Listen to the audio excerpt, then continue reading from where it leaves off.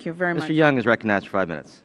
Well, thank you, Mr. Chairman, for holding this hearing. I think this has been quite instructive. I think it's very important. I'd like to recognize my colleague, Dr. Price, who's introduced some legislation in support of dynamic scoring, and his leadership in this area. I co-sponsored that legislation as well.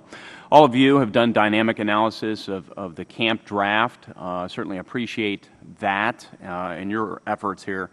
I actually think this should be a bipartisan effort. I mean, this is about evidence-based policy making.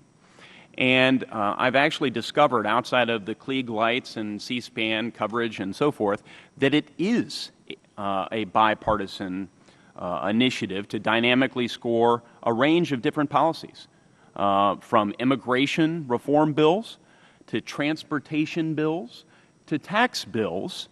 I'm a member of the No Labels group, a group of conservatives, liberals, and everything in between, where we periodically convene and talk about issues of the day and try and find some common ground. In our last meeting, over coffee, roughly a dozen Republican and Democrat members came together, and I think on that day there were 8 Democrats, 4 Republicans. There was nearly universal agreement in the need to dynamically score all our legislation moving forward. Now, we can quibble over the details, but as I see dynamic scoring, let me sort of recharacterize this issue, very similar to the way Mr. Dubé did.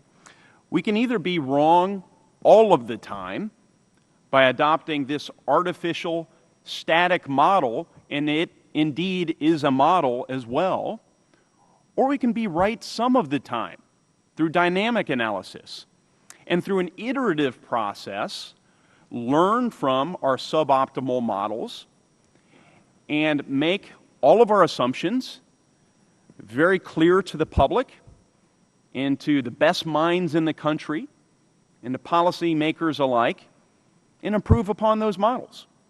I would add that we could do static analysis along with dynamic analysis and use the static analysis as a baseline and then compare which models perform better over a period of years, and ultimately perhaps transition into what I suspect would be a strictly dynamic analysis environment. I think that's the way to go. With respect to tax reform specifically, if we consider the baseline under a dynamic analysis, fewer offsets would be needed to reach budget neutrality. And I think we therefore can work in a bipartisan fashion to do things under a dynamically analyzed tax reform model. We can expand the R&D credit, Section 179, the Earned Income Tax Credit, LIFO, accelerated depreciation. We can eliminate regressive taxes like the medical device tax.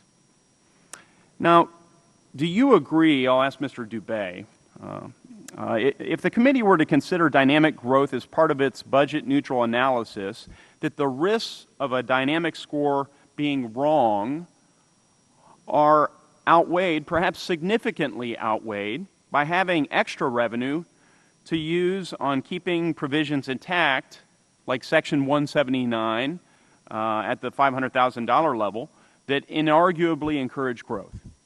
Yes or no, if possible? Yes, and I look at dynamic scoring as a more accurate answer than static scoring. It's not that it's right or wrong, it's certainly more accurate, because as I said in my testimony, we know that tax reform will improve economic growth.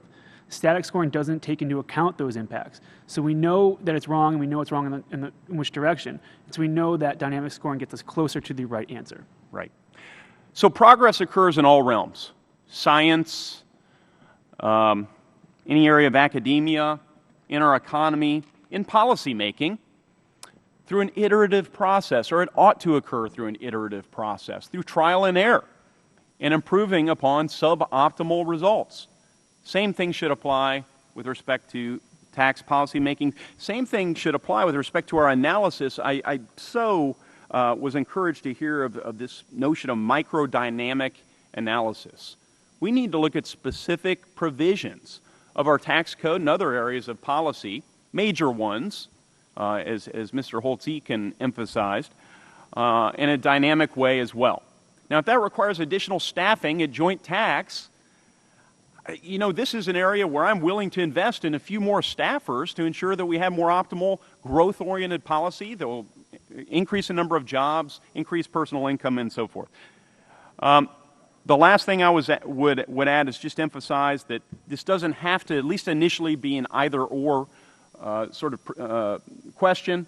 We could have both and then transition into the one that is proven to work best over a period of years. I would start with dynamic analysis for pay-go purposes. But thank you so much for being here. I yield back.